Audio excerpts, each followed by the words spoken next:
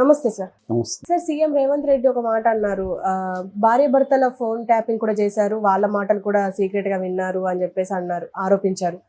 So ఈ context లో సమంత ఆవిడ హస్బెండ్ నాగ చైతన్య అనుకుంటున్నారు వాళ్ళ విడాకుల కారణం ఈ ఫోన్ ట్యాపింగ్ అని కూడా మాట్లాడుకుంటున్నారు.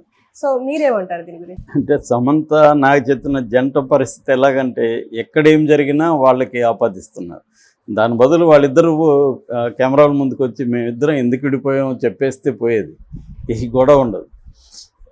మేబీ వాళ్ళకు కూడా ఉపయోగమేమో. ముఖ్యంగా సమంతకి ఇలాంటివి హెల్ప్ అవుతుంటాయి. ఆమె కూడా ఏదో కాంట్రవర్సీ చేస్తూ ఉంటుంది. సో కొత్తగా ఇప్పుడు రేవంత్ రెడ్డి నిన్న ఏం చెప్పాడంటే, అంటే రేవంత్ రెడ్డి చెప్పడానికి ముందు ఒక నేపథ్యం ఉంది. అదేంటంటే కేటీఆర్ మొన్న మాట్లాడుతూ ఫోన్ ట్యాపు 10 లక్షలు అంటున్నారు, 1 లక్ష అంటున్నారు, ఇష్టం వచ్చినట్టు ఒకరిద్దరిది చేసుంటారు, పోలీసులు ఉండేదే దొంగల ఫోన్ నెంబర్లు ట్యాప్ చేయడానికి అని ఒక దాన్ని ఏమంటారు కేర్లెస్గా మాట్లాడాడు. సో నిజానికి ఒక సీరియస్ అలిగేషన్ వచ్చి దాని మీద విచారణ జరుగుతున్నప్పుడు ఆయన అలా కేర్లెస్గా మాట్లాడడం కొంత ఆశ్చర్యం కలిగిస్తుంది అందరికి కూడా. ఎందుకంటే ఒకరిద్దరిదైనా కూడా ఆయన చెప్పిన ఉద్దేశంలో రేవంత్ రెడ్డిని ఉద్దేశించే చెప్పినట్టుంది. దొంగలు అంటున్నాడంటే రేవంత్ రెడ్డి వాళ్ళు చేసుంటారు అన్నట్టుగానే మాట్లాడాడు. సో ఇవన్నీ కూడా రేపు ఏమవుతుందంటే వీళ్ళు చేశారు అని ఇప్పుడు ఆల్రెడీ జనం నమ్ముతున్నారు, వాళ్ళు చేశారని నమ్ముతున్నారు. ఎందుకంటే ఫోన్ ట్యాపింగ్స్ అనేవి ఎవరి గవర్నమెంట్లో కూడా కేవలం మామూలుగా అయితే దాదాపు సెంట్రల్ గవర్నమెంట్లో 10 డిపార్ట్మెంట్లు మాత్రమే పర్మిషన్ ఉంటుంది ఫోన్ ట్యాపింగ్ చేయడానికి.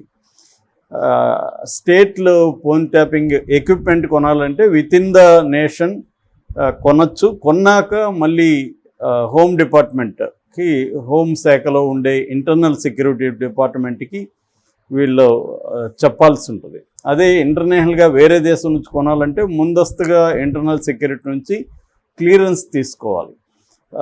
పర్పస్ ఏంటి, ఎవరిని చేయబోతున్నారు, ఇవన్నీ. జనరల్గా ఫోన్ ట్యాపింగ్కి పర్మిషన్ ఎక్కడ ఉంటుందంటే యాంటీ నేషనల్స్ కావచ్చు, లేకపోతే యాంటీ సోషల్ ఎలిమెంట్స్ కావచ్చు, అలాంటి వాళ్ళను, అంటే ఆర్గనైజ్డ్ క్రైమ్ చేసే నక్సలైట్లు కావచ్చు, టెర్రరిస్టులు కావచ్చు, దానికి సంబంధించిన సానుభూతి పరులు కావచ్చు, వాళ్ళ ఫోన్స్ ట్యాప్ చేయొచ్చు మామూలుగా.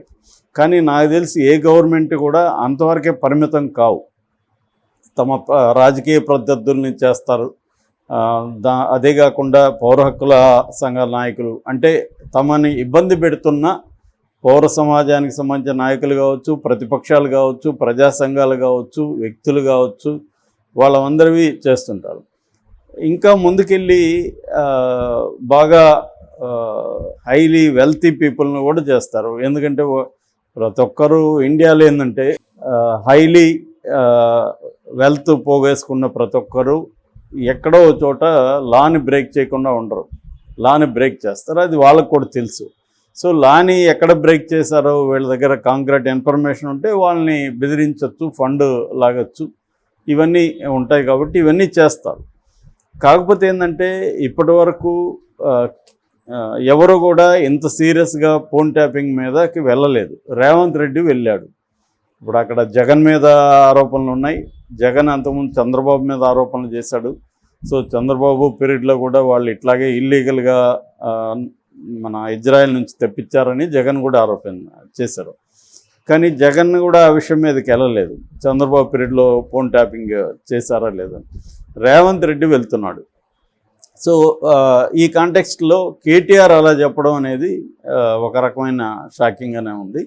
మేబీ కేటీఆర్ ఏంటంటే ఒక ఫ్రస్ట్రేషన్ కనబడుతుంది ఈ మధ్య మాటల్లో. ఒకటి, పార్టీ ఖాళీ అయిపోతుంది. రెండోది, కేసులు వచ్చాయి. సిస్టర్ని అరెస్ట్ చేసి జైల్లో పెట్టారు.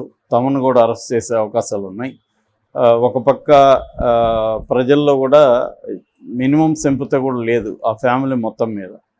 సో ఈ కాంటెక్స్ట్లో వాళ్ళకి ఎలా రియాక్ట్ అవ్వాలనేది తెలియకపోయే అవకాశం ఉంది. ఆ ఫ్రస్ట్రేషన్లో నుంచి ఎట్లా అంటే అట్లా రియాక్ట్ అవుతారు. ఎప్పుడైనా చాలాసార్లు ఏం జరుగుతుందంటే మన ఫ్రస్ట్రేషన్లో లేదా కోపంలో ఎక్కువ తప్పులు చేస్తుంటాం.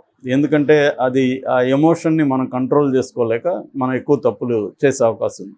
కేటీఆర్ కూడా దీంట్లో ఉన్నాడు. 2-3 ఈ మధ్య ఆయన ట్వీట్లు చూసినా, ఉపన్యాసాలు చూసినా అతను మరిన్ని తప్పులు చేస్తున్నాడు అనిపిస్తుంది తప్ప దాని నుంచి నేర్చుకున్నట్టుగా ఏం కనిపించట్లేదు.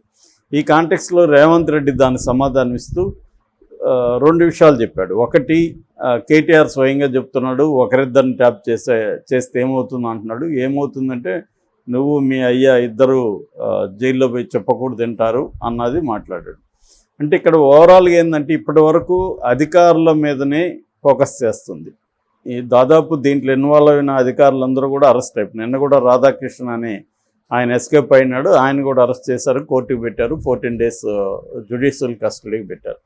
ఇంకా మిగిలిన ఒకే ఒక ఆఫీసరు ఉన్నాడు, ఆయన్ని ప్రభాకర్ రావు డీజీ, ఆయన్ని కూడా అమెరికా నుంచి తెప్పించడానికి ట్రై చేస్తున్నారు. ఆల్రెడీ ఆయన కాంటాక్ట్లో కూడా వచ్చాడు, నాకు క్యాన్సరు, నేను ట్రీట్మెంట్ తీసుకుంటున్నాను, June, Julyలో వస్తాను అంటున్నాడు. కానీ అంతవరకు వీళ్ళు ఆగే ప్రసక్తి కనిపించట్లేదు. వీళ్ళు అక్కడికి కూడా అమెరికాకు వెళ్ళి ఇంటర్పోల్ ద్వారా నిజమేనా ఆయన చెప్పింది, అక్కడ అవసరం ఉందా లేదా ఇవన్నీ చెక్ చేసుకొని అవసరం లేదనుకుంటే ఆయన్ని డిపోర్ట్ చేస్తారు ఇక్కడికి. సో చేసినప్పుడు ఆయన్ని చేస్తే ఖచ్చితంగా నెక్స్ట్ స్టేజ్ ఎవరు, ఆయనకి ఎవరో చెప్పాలి కదా ఫోన్ ట్యాప్స్ చేయమని. చెప్పకుండా ఆయన సొంతంగా రేవంత్ రెడ్డితో ఇంకొకటితో చేయడు. కాబట్టి ఆయన ఎవరిది చెప్తాడు? మోస్ట్లీ సెక్రటరీస్ ఉంటారు, గవర్నమెంట్ సెక్రటరీస్, హోమ్ సెక్రటరీ కావచ్చు, ఇలాగా డిపార్ట్మెంట్లో ఆయనకి సంబంధించిన సెక్రటరీసే చెప్పాలి. జనరల్గా అయితే హోమ్ శాఖ వీళ్ళు చెప్పాలి ఆయనకి. సో చెప్తున్నప్పుడు వాళ్ళని అరెస్ట్ చేసే అవకాశం ఉంది. అలా మెల్లమెల్లగా ఏమవుతుందంటే ఇది పొలిటికల్ డెసిషన్ తప్ప బ్యూరోక్రాట్ డెసిషన్ కాదు అనేది బయటకు వస్తుంది. పొలిటికల్ డెసిషన్ ఎవరుంటారు? సుప్రీం ఎవరు? కేసీఆర్. సో కేసీఆర్ లేకుండా మనకు తెలుసు, కేసీఆర్ ప్రభుత్వంలో ఏ మంత్రికి కూడా ఇండివిజువాలిటీ కానీ ఇండిపెండెంట్ బిహేవియర్ కానీ ఎవరికి లేదు. మొత్తంగా కేసీఆర్ అండ్ ఫ్యామిలీ. కేసీఆర్ ముఖ్యమంత్రి అయితే డిఫాక్టో ముఖ్యమంత్రి కేటీఆర్. కాబట్టి కేటీఆర్కు కేసీఆర్కే ఇది ఫైనల్గా చుట్టుకుంటుంది, అది మనకు కనిపిస్తుంది ఆ ప్యాత్. కాకపోతే లక్ష్మణ్ ఒక కామెంట్ చేశాడు, బీజేపీ బీసీ మోర్చా జాతీయ అధ్యక్షుడు. ఆయన ఏమన్నా అంటే రేవంత్ రెడ్డి లీక్ వీరుడా గ్రీక్ వీరుడా అనేది ఆయన అడిగారు. అంటే ఓన్లీ లీకులు ఇచ్చి సైలెంట్ అయిపోతారా, నిజంగానే గ్రీక్ వీరుడిలాగా వీళ్ళని వెంటాడి అరెస్ట్ చేస్తారా? అట్లా చేస్తారన్నప్పుడు ఈ కేసుని సిబిఐకి ఎందుకు ఇవ్వట్లేదు, సిట్ వరకు ఎందుకు వేశారు అంటే ఇక్కడ రేవంత్ రెడ్డి మామూలుగా ఏం చేస్తారంటే ఒక కొత్త పోలీస్ ఆఫీసరు ఎస్ఐఓ ఒక స్మాల్ టౌన్కి వస్తే బీభత్సమైన టఫ్గా ఉంటారు కొద్ది రోజులు. అందరినీ హ్యాకర్లను బెదిరించడం ఇవి చేస్తుంటాడు. ఎందుకు చేస్తా అంటే కొత్తగా నేను వచ్చాను, నన్ను గమనించుకుంటారా అని. సో అందరూ వెళ్ళి ఆయనతో, సార్ ఏం సార్ మీరు ఏంటి మిమ్మల్ని చూసుకుంటాం సార్ అని చెప్పి ఆయనకి ఇవ్వాల్సింది ఇస్తే మళ్ళీ మామూలు అయిపోతుంది. ఇది జనరల్గా ప్యాటర్న్. అలాగా కొత్తగా వచ్చే ముఖ్యమంత్రులు కూడా ఏం చేస్తారంటే కొంత హడావిడి క్రియేట్ చేస్తారు. దీంట్లో ఒక ఇదేంటంటే తాము అనేక పథకాలు ఇస్తూ ఉన్నారు, దీనికి వెసులుబాటు కావాలి, ఇది అమలు చేయట్లేదని పెద్ద ఎత్తున గొడవ చేయడం మొదలుపెట్టారు బీఆర్ఎస్. సో అందుకని వాళ్ళ సమస్యలు క్రియేట్ చేస్తే వాళ్ళు ఆ పనిలో ఉంటారు, మన మీదకి రారు.